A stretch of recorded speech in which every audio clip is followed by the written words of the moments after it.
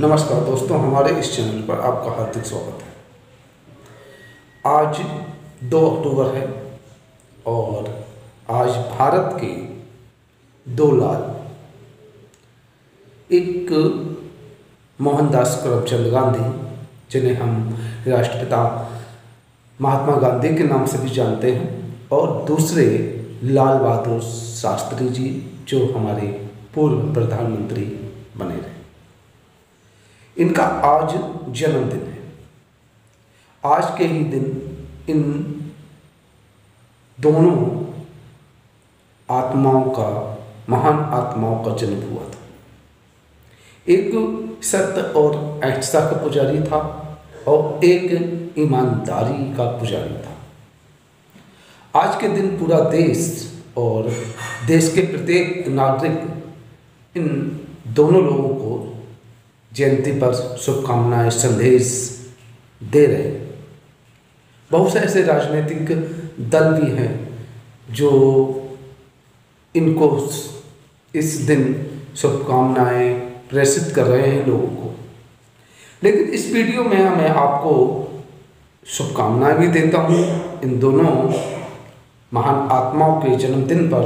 और दूसरी बात, ये जो वीडियो मैंने आपके सामने ला रहा हूँ वो थोड़ा सा अलग ही होगा।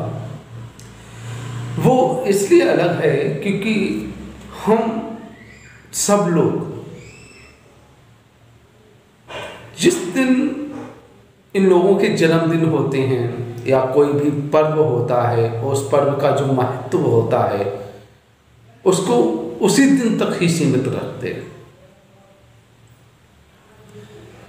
आप लोग ये नहीं सोचते हैं कि एक दूसरा व्यक्ति जो है, जो इतना महान बना, महात्मा गांधी जो हमेशा सत्य पर चले, जिन्होंने अहिंसा को ही अपना धर्म माना, लोगों से कहा कि अहिंसा मत करो, हिंसा बहुत बुरी चीज़ है, अहिंसात्मक कार्रवाई की जाए, अहिंसा का ही आंदोलन हो जिसमें उस आंदोलन में हिंसा ना हो, और सत्य पे वो हमेशा चली। जीवन भर उन्होंने सत्य का और अहिंसा का ये पाठ पढ़ा भी और लोगों को पढ़ाया भी। तो वो आज भी उनका नाम हम लोग लेते हैं पीढ़ी दर पीढ़ी, और हो सकता है आगे आने वाली पीढ़ियां मेरी जाने कितनी भी हो जाएं, 10-15, तब तक महात्मा गांधी जी का और लाल बहादुर शास्त्री जी का नाम चलता रहेगा, लोग उनको याद करते रहेंगे। तो हमें आज ये सोचने की आवश्यकता है कि इन लोगों को हम क्यों याद कर रहे हैं। ऐसा क्या है इन लोगों के अंदर, ऐसा क्या है जो इनको हम मजबूर हैं आज इनको याद करने के लिए। बेईमान से बेईमान व्यक्ति भी लाल बहादुर शास्त्री को याद करता है, हिंसात्मक व्यक्ति भी आज महात्मा गांधी जी को याद करता है। ऐसी क्या मजबूरी है, ऐसी क्या ताकत थी उनके अंदर जो आज भी हम लोगों को प्रभावित करती है। तो क्या हम जो उन्होंने ताकत का इस्तेमाल किया, क्या हम आज उस ताकत का इस्तेमाल नहीं कर सकते? क्या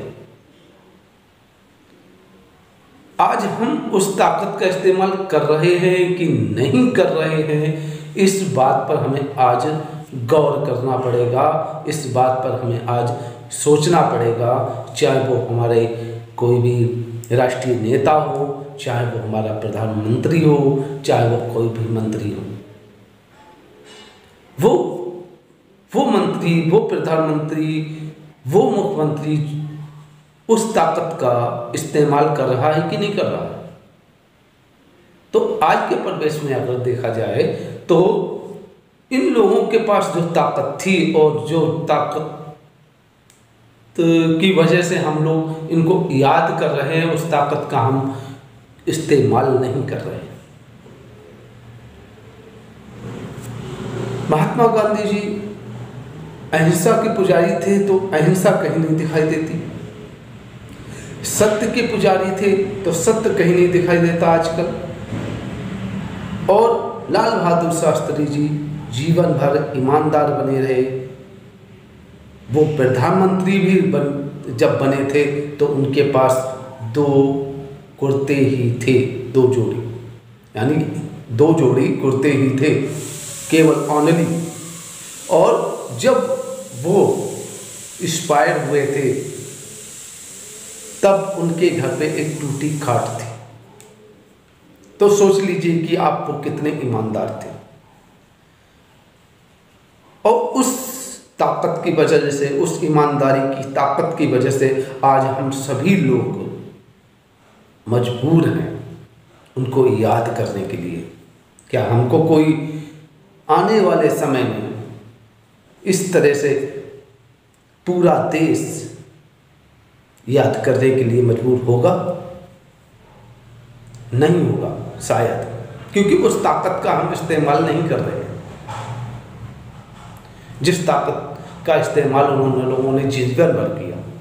तो आज 2 अक्टूबर वाले दिन हम सभी लोग ये शपथ लें कि सत्य, अहिंसा और ईमानदारी का पाठ हम लोग पढ़ेंगे भी और लोगों को पढ़ाएंगे भी, क्योंकि ये बहुत बड़ी, विश्व की सबसे बड़ी ताकत है।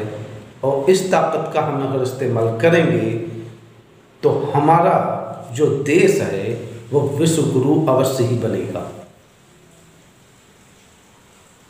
तो इन शब्दों के साथ ही मैं आप सभी लोगों से विदा लेना चाहूँगा और आशा करना चाहूँगा कि इस 2 अक्टूबर को और हर साल आने वाली 2 अक्टूबर को इन 2 विभूतियों जो भारत के लाल हैं, इनकी बताई हुई बातें, इनके जो गुण थे, उनको आप सभी लोग, आप और हम सभी लोग आत्मसात करेंगे और सत्य, अहिंसा और ईमानदारी को बढ़ावा देंगे।